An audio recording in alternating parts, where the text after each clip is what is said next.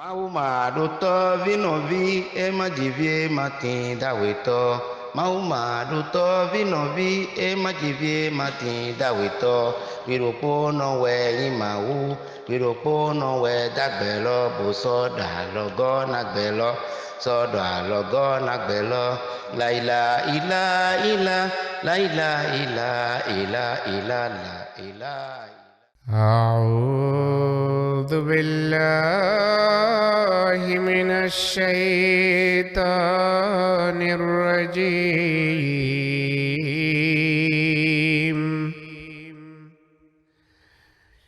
بسم الله الرحمن الرحيم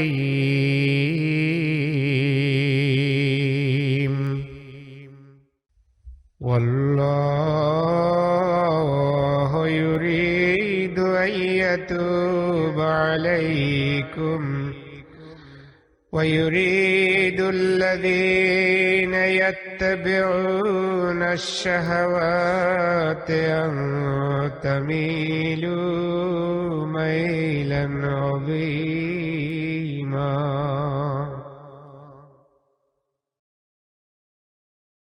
يريد الله أن يخفف عنكم وخلق الإنسان ضعيفا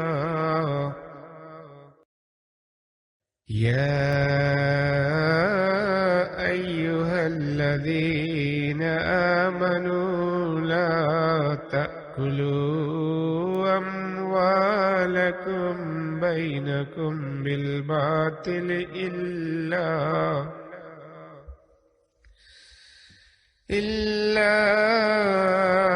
أن تكون تجارة أو تراض منكم ولا تقتلوا أنفسكم إن الله كان بكم رحيما.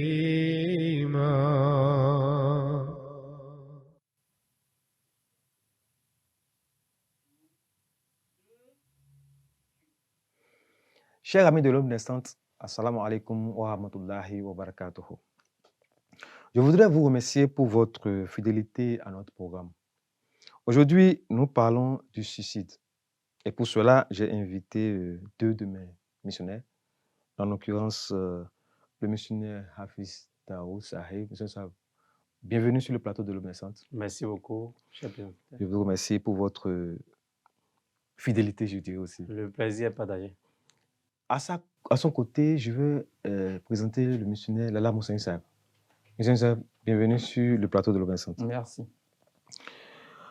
Comme je le disais en introduction, nous allons discuter ce soir avec les téléspectateurs de tout ce qui a rapport avec le suicide, c'est-à-dire ce que l'islam dit réellement du suicide.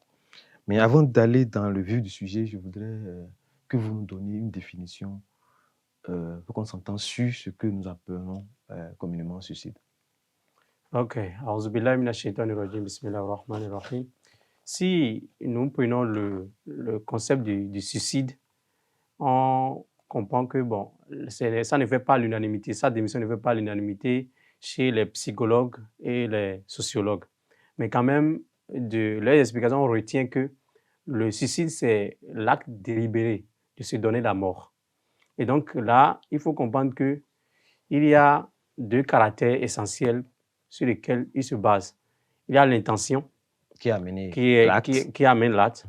Donc la personne se dit, il détermine son intention, bon, je vais me donner la mort. Okay. Il y a aussi le fait que la personne a connaissance de la conséquence de l'action qu'il veut poser ou bien de l'acte qu'il veut poser.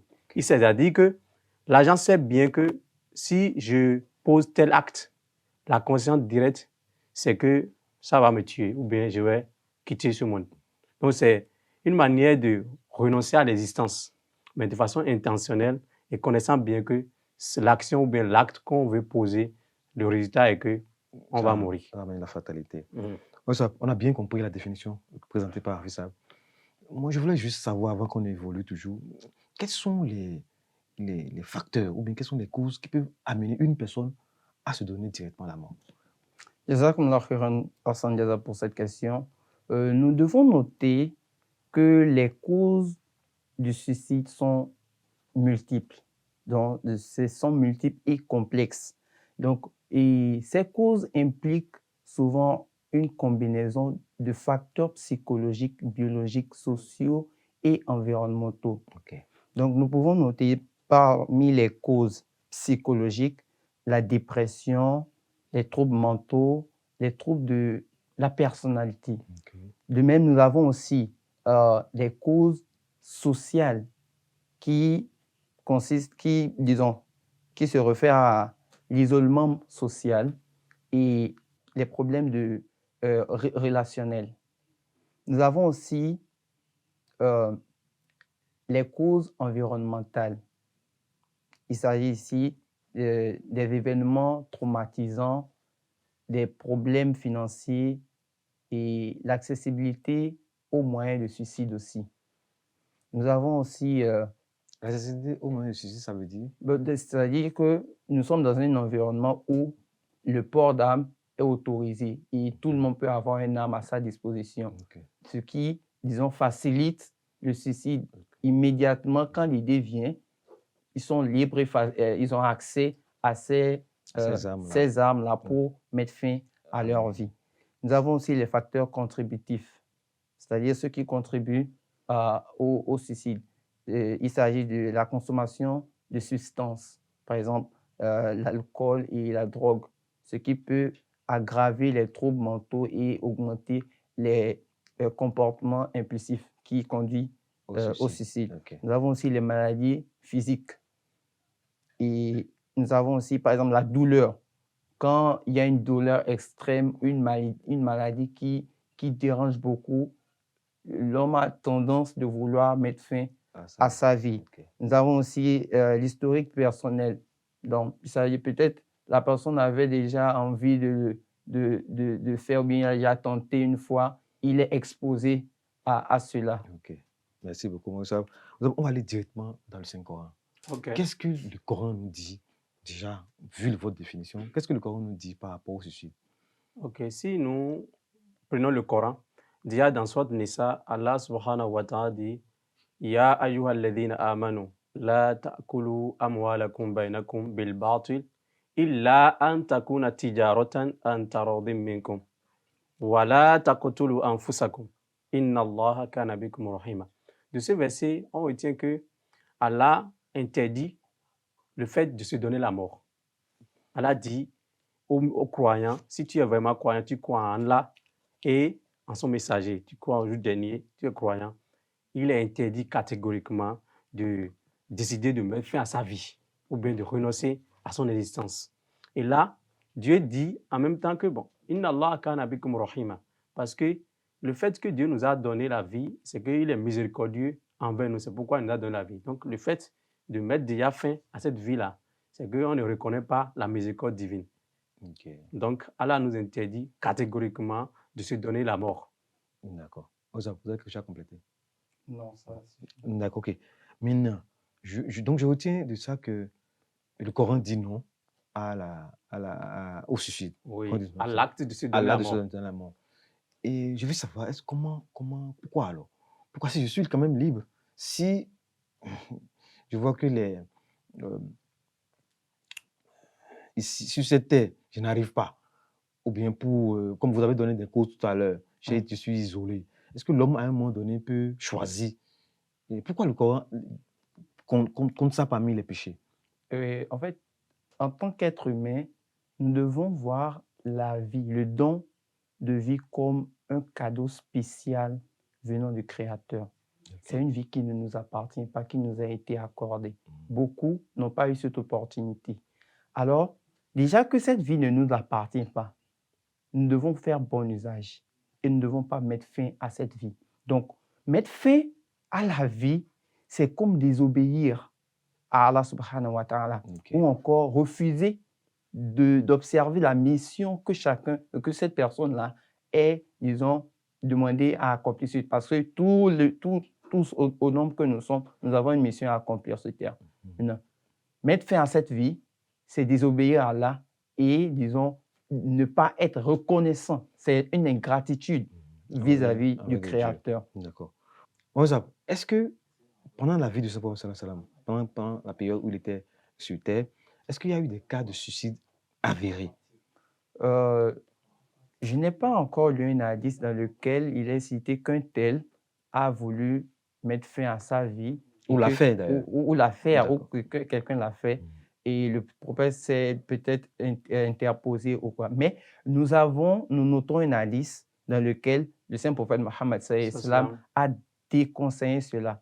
C'est dans le Sahih Bukhari. Le saint prophète Mohammed, le messager d'Allah, paix et bénédiction sur lui, a dit: quiconque se jette d'une montagne et se tue sera dans le feu de l'enfer, se jetant dans ce feu et y demeurant éternellement. Quiconque boit du poison et se tue tiendra son poison dans sa main, le buvant dans le feu de l'enfer, y demeurant éternellement.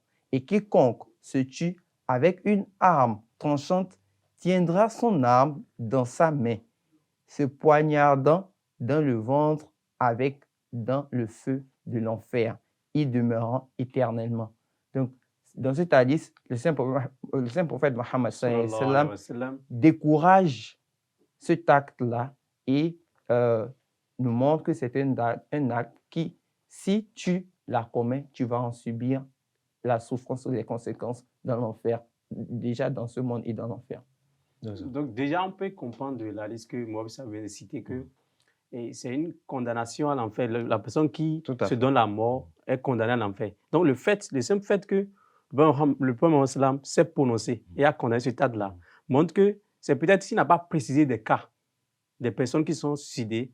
Peut-être il y a des cas à son époque. Mais comme lui, le fait qu'il ne maîtrise pas l'intention dit « Inna Allah alimu bidati sudur ». C'est ça le Coran dit. Donc c'est Allah qui connaît l'intention. Nous avons parlé tout à l'heure de l'intention quand on définissait le suicide. Yeah. Donc le prophète voit que l'intention, peut-être que l'intention est quelque chose de très intime. Et c'est uniquement Allah qui sait l'intention de chaque personne. Donc pour ne pas condamner quelqu'un et dire que telle personne c'est le suicide, et là, tout le monde espère dire que c'est l'enfer, son résultat là. On préfère garder le silence, mais quand même déconseiller qu'il ne faut pas commettre le suicide, il ne faut pas se donner la mort. Donc je comprends qu'il peut y avoir, c'est certainement parce qu'il y a des cas de suicide. S'il n'y avait pas de cas, il n'allait pas se prononcer. D'accord. Maintenant, quand nous revenons aux enseignements islamiques, comment, parce que c'est ça en fait le but de l'émission, comment les enseignements islamiques peuvent-ils amener à lutter contre le suicide ou bien à réduire tout au moins le taux de suicide? Ok, déjà, il faut comprendre que si nous prenons les causes que Mohamed vient de citer, et ces causes-là, il a parlé par exemple des causes, facteurs socio-économiques, et dont on a parlé de la pauvreté, le chômage, la précarité économique, tout ça là. Déjà, l'islam nous a, dans le Coran, Allah subhanahu wa ta'ala nous a conseillé et il nous a donné des injonctions qui luttent de façon efficace contre les inégalités sociales que nous constatons. Par exemple, dans Surat Tawbah, Allah dit « Innama sadaqatu lil fuqara'i wal masakin wal amilina alayha wal mu'allafati qulubuhum wa fi riqab wal ghamirin wa fi sabilillah wa ibn sabil ». C'est-à-dire quoi? Allah a recommandé et a rendu obligatoire l'institution de sadaqa qui est la zakat. Et cette zakat est déterminée, est destinée d'abord à réduire ces inégalités sociales. Parce qu'il a cité ceux à qui la zakat est destinée. On a dit c'est pour ceux qui sont vraiment pauvres. Donc déjà, s'il y a la pauvreté, la zakat va lutter. Il faut prendre, c'est comme une taxe qu'on prend, on prélève chez les gens qui sont vachement les riches. Et donc, on donne aux pauvres pour qu'ils puissent s'émerger de façon économique. Donc, ceux qui sont même endettés, se sont endettés de façon lourde, ces gens-là aussi, là, ils ont droit à la zakat. Il faut réduire leur peine. Là, à cause de la pauvreté ou bien à cause de l'endettement, ils ne vont pas se donner le désespoir et dire « Ah, vraiment, moi, comme je suis endetté, je vais me donner la mort. » Ou bien comme il y a telle chose, je vais... Non. Et aussi, et lorsque nous parlons, par exemple, des relations personnelles dont il a parlé, interpersonnelles, le Coran nous enseigne déjà que dans la société, il faut déjà... La société commence par la famille. Hein. déjà dans la famille, il faut considérer tout être humain. Et c'est l'exemple, je peux vous donner l'exemple du prophète Youssouf, alayhi salam. Le prophète Youssouf, alayhi salam, depuis son enfance déjà, son père, il considère son père. Il y a déjà une communication entre parents et enfants. Et donc, déjà dans la famille, tout enfant est considéré. Il est là, vous voyez, au point où le prophète Youssouf, il a rêvé. Et il a la confiance, parce qu'il y a une communication de lui et père, il allait narrer son rêve à son père. Ça montre qu'il y a déjà amour entre parents et enfants. Et donc, si on peut être comme ça dans la famille déjà, c'est ça qui va se révéler dans la société. Et vous voyez, la vie de prophète Youssouf, il a traversé des trucs très, très difficiles. Mais malgré ça, il ne s'est pas donné la mort. Et son père aussi, le fait qu'il a perdu Youssouf pendant des années, il sait que son enfant est vivant. Déjà, il peut déjà se donner la mort. On est venu avec l'habit de son enfant, on a dit, ton enfant a été dévoré par... C'est des cas, c'est des facteurs qui peuvent conduire au suicide. Mais en tant qu'envoyé de Dieu, il a dit non. Dans le chapitre Youssouf, il a dit, Ya bani yadhabu fatahassasu min Youssouf. Il dit, mes enfants, allez quand même chercher Youssouf pour moi. Wa akhihi, et son frère. Wala tayasu min rohillah. Et ne vous désespérez pas de la miséricorde d'Allah. Innahu la yayasu min rohillah illa al-qawmul kafirun. Que seulement, ce sont les kafirs, les gens qui ne croient pas en Dieu, ou bien les ingrats, comme il a dit, c'est les ingrats qui se désespèrent de la miséricorde de Dieu. Donc, en aucun cas, l'islam ne nous donne cette possibilité-là de perdre l'espoir et dire, bon, on va se donner la mort.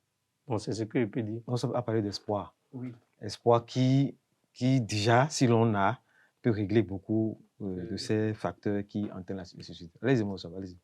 En fait, nous devons aussi noter que l'islam prépare tout être humain à faire face à tout ce que la vie le présente.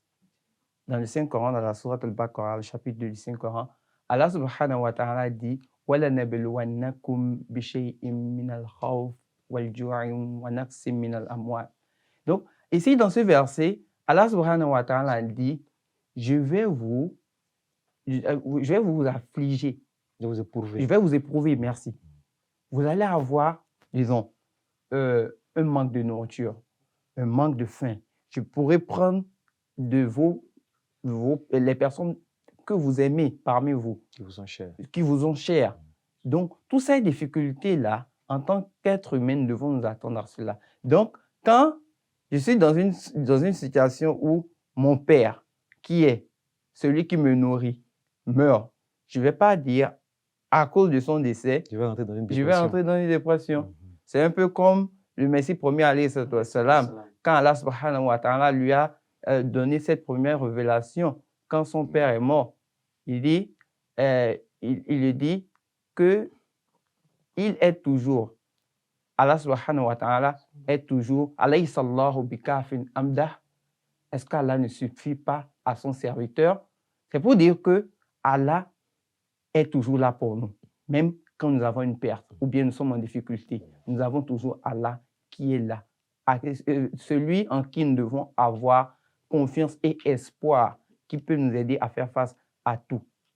Nous avons beaucoup d'exemples. Nous avons le prophète Ayoub, alayhi salam, dans le Saint-Coran, qui était en difficulté au point où il a dit à Allah subhanahu wa ta'ala, il dit « Wa Ayyuba idh nada rabbahu anni masanni yadurri wa anta arhamur rahimin » Il dit, et Job, quand il implora son Seigneur, le mal m'a touché, mais toi, tu es le plus miséricordieux des miséricordieux. C'est-à-dire, bien qu'il est dans une douleur extrême, il a toujours gardé l'espoir en Allah, qui est le Dieu miséricordieux.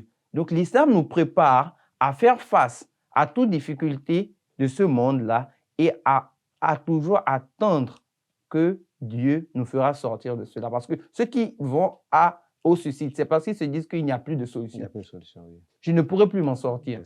Vu cette dette-là, je ne peux plus m'en sortir. Vu cette difficulté, je ne peux plus évoluer dans la vie. Toute ma famille m'ont abandonné. Je ne peux pas vivre sans eux. Ou je n'ai plus d'enfants. Mes parents m'ont abandonné. Mais l'islam nous prépare à faire face à tout cela. Merci beaucoup. Déjà au niveau des stupéfiants, la drogue, l'alcool, peut-être tout ce qui est nocif, le Coran l'a déjà refusé. Oui, donc oui. Il vaut mieux ne pas s'approcher de ça. Oui. On va évoluer. Je voudrais parler aussi d'une notion qui est un peu différente du suicide, mais qui est aussi proche. La notion de l'euthanasie, qui, ma foi, est un acte posé souvent par une personne extérieure, c'est-à-dire un médecin, par exemple, qui provoque la mort, n'est-ce pas, d'un malade incurable, par exemple, pour abroger ses souffrances. Parce que tout à l'heure, on avait parlé de souffrance aussi, ses souffrances ou son agonie. Bon, c'est vrai qu'on peut le faire en laissant mourir la personne, c'est-à-dire sans soin, on le laisse sans soin jusqu'à ce qu'il va en mourir. Ou bien, on provoque directement, c'est-à-dire on lui donne une substance qui va peut-être l'achever. Je voulais savoir, c'est proche du suicide, comme je l'ai dit. Je voulais savoir est-ce que l'islam, ça quand même, qu'est-ce qu'on peut en dire islamiquement? Déjà, quand vous parlez de l'euthanasie, vous avez expliqué déjà, vous avez reconnu quand même que ce n'est pas le suicide directement, c'est pas le suicide, mais c'est proche du suicide. Oui.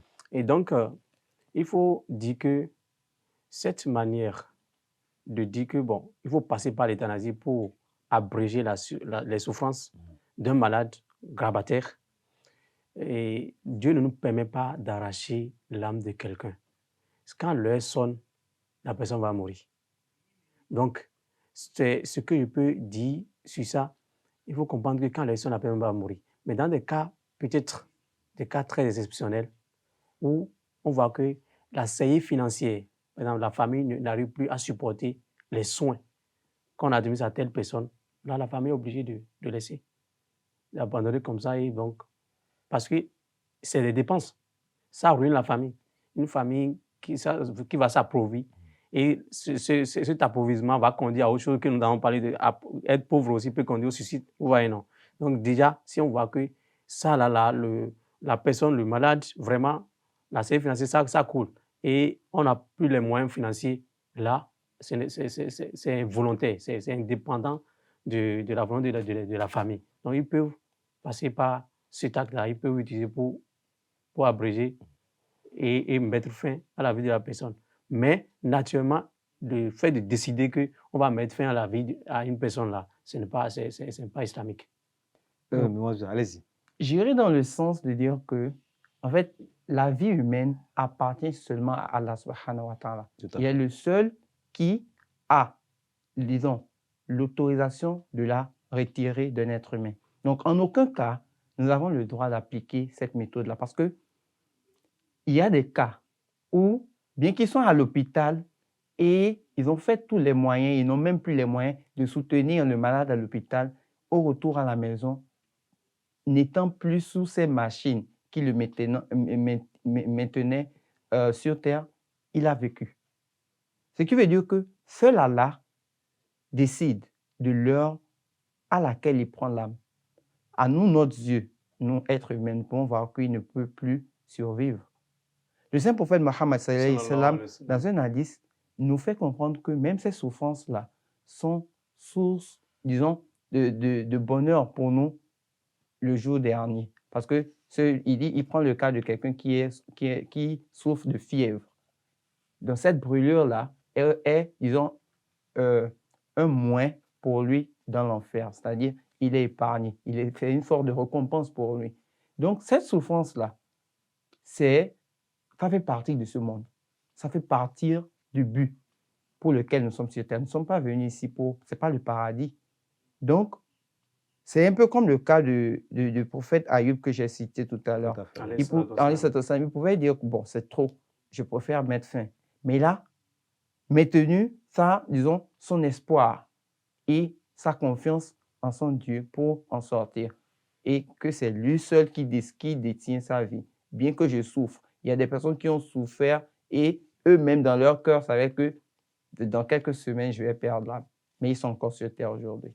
Donc, ça dépend. Ça appartient seulement à Allah subhanahu wa ta'ala. Moi, le missionnaire Moussaïn est allé contre un peu ce que vous avez, votre point de vue, en disant que même en cas de pauvreté, il n'est pas nécessaire et que lui pense que le Coran n'est pas d'accord il a parlé des hadiths. Le hadith, voilà. Il n'est pas d'accord à ce qu'il faut mettre fin l'euthanasie. à la vie. Oui, c'est compréhensible parce que et quand je dis les moyens financiers, la personne n'a plus les moyens financiers, c'est pour dire que la personne ne peut plus supporter les soins. Donc, la personne retire son malade. Et le malade, si le malade meurt, ça veut dire que c'est Allah qui a... Donc, le fait que la personne a dit, bon, je n'ai plus les moyens financiers, s'il a les moyens financiers, il allait continuer les soins. Donc, le fait de retirer son malade... Donc, ça ne dépend plus de lui, en fait. De lui, en fait. Si la personne meurt, ça ne dépend plus de lui. Vous voyez, non. Donc, il a retiré, il s'est dit, ah bon, on n'a plus les moyens financiers, donc on retire notre malade. Et si le malade, pardon, de là, il trépasse, ça veut dire que ce n'est plus, c'est la décision d'Allah. Merci beaucoup. Nous sommes déjà à la fin de notre émission. Je voudrais vous remercier. Vos explications ont été vraiment profitables pour nous. Mesdames et messieurs, je vous remercie pour votre fidélité. Je vous donne rendez-vous très très bientôt sur ce même plateau pour une nouvelle émission de l'Aube naissante. Assalamu alaikum wa rahmatullahi wa barakatuh. Wa alaikum salam wa barakatuh. La ilaha illa illa, la ilaha illa illa illa, la ilaha illa, la ilaha illa illa, la ilaha illa illa illa, la ilaha illa, la ilaha illa. Mahuma to vinovi, majivie matinda weto. Mahuma to vinovi, e majivie matinda weto. Viropo no we imahu, viropo no we dagbelo bosodo.